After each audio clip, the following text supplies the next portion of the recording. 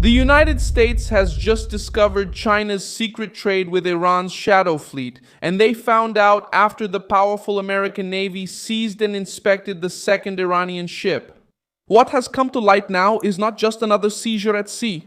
What emerged this Wednesday, April 22, 2026, was a clearer picture of a mechanism that Washington has been trying to expose for days, according to the Pentagon, the so-called Iranian shadow fleet. China continued to operate away from the spotlight to keep oil and sensitive cargo moving. And China appears at the center of this route. The strongest sign of this shift was the boarding of the ship Tiffany in the Bay of Bengal, in an operation that the United States treated as part of a global offensive to cut off the clandestine supply to the Iranian regime. What's at stake here is simple to understand. Washington says it's not just looking at a single isolated ship, but at an entire corridor of hidden trade. The Tiffany is linked to the transport of 1.9 million barrels of Iranian oil loaded on April 6th on Karg Island, destined for China before the interdiction. The same line also points out that the Pentagon has started to openly talk about pursuing vessels that provide material support to Iran anywhere in the world, not just in the waters closest to the Gulf. Who appears in this circuit? On one side, the Iranian regime, which depends on oil to maintain revenue amid military and economic pressure. On the other side, China, which had already been identified by energy market sources as one of the main destinations for Iranian oil. Karg Island, from where the Tiffany is said to have departed fully loaded, accounts for about 90% of Iran's oil exports and is described by Reuters as a vital point also because of the importance of Iranian oil flow to China. This helps explain why suspicion about this route is so significant. We're not talking about a marginal operation, but about a sensitive economic lifeline. When did this gain momentum? The sequence is important. On April 12, CENTCOM announced that it would begin blocking maritime traffic entering and leaving Iranian ports starting April 13th. Then, on April 19th, the United States intercepted the cargo ship Tosca in the Arabian Sea. On April 21, confirmation came of the boarding of the Tiffany in the Bay of Bengal.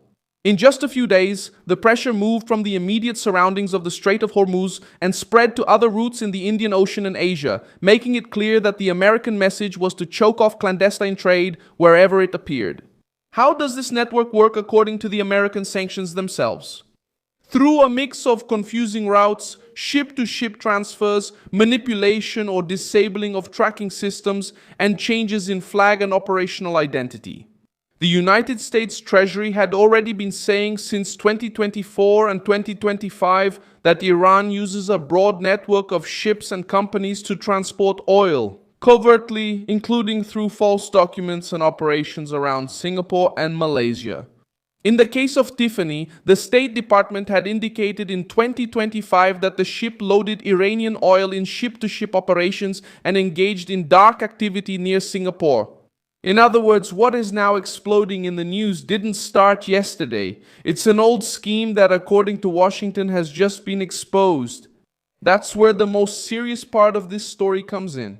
Tosca, which was seized a few days earlier, had a recent history of passing through China and Malaysia before heading to the Iranian port of Bandar Abbas.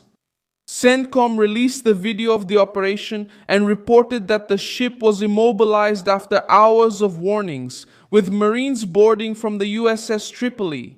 A Reuters investigation indicated that the cargo on this ship likely included dual-use items, meaning materials with civilian applications, but also potential for military use.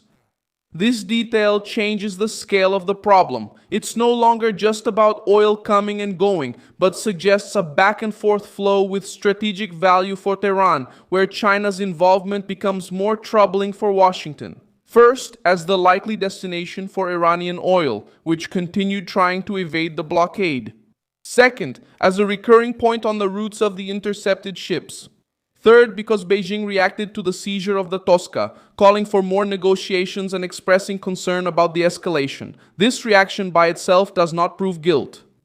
Mas, somada ao histórico, Iranian oil reaching the Chinese market, and the fact that intercepted vessels are linked to routes between China, Southeast Asia, and Iran reinforces the suspicion. This was central to what the Pentagon wanted to highlight. There was trade that wasn't transparent, wasn't normal, and didn't seem casual. Why does this matter so much now? Because Iran doesn't need to win in open conflict to stay afloat. It's enough to keep money coming in, oil going out, and materials arriving. The US Treasury has already stated that networks like these have moved billions of dollars in Iranian oil, and that part of this money has benefited the Revolutionary Guard. When Washington targets the shadow fleet, the real target isn't just a hull at sea, it's the regime's cash source. And if China emerges as a buyer, a logistical link, or the final destination, the confrontation is no longer just a bilateral one and takes on much greater geopolitical weight. There's also a point that increases the sense of siege. The Associated Press reported that the Pentagon treated Tiffany as part of a global warning. International waters would not be a haven for sanctioned vessels supporting Iran. This means that the United States' strategy is no longer limited to the Strait of Hormuz. The line now is to pursue the entire network, including in maritime corridors that previously seemed far from the main focus of the crisis. When a ship is stopped in the Bay of Bengal and another is seized in the Arabian Sea, the message is direct. The hunt is not local, it's global. In the midst of all this, ceasefire rhetoric loses force in practice. While Pakistan's mediation was trying to keep talks open, the situation at sea kept telling a different story: naval blockade, interdiction, captured ship, and increasing pressure on any route connected to Iran.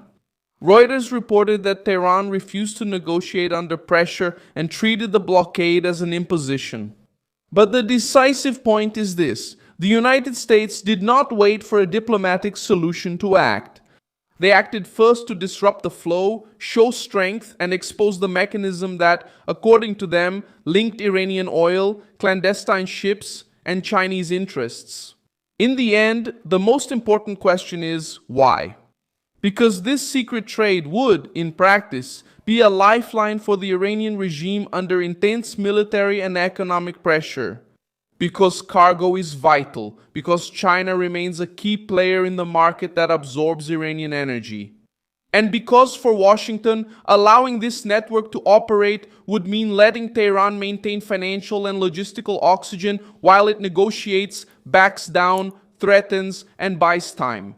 What the Pentagon tried to show now is that war is not just about missiles, planes, and warships. It also involves discrete oil tankers, routes erased from the radar, and cargo that leaves as ordinary trade but can sustain a regime under siege.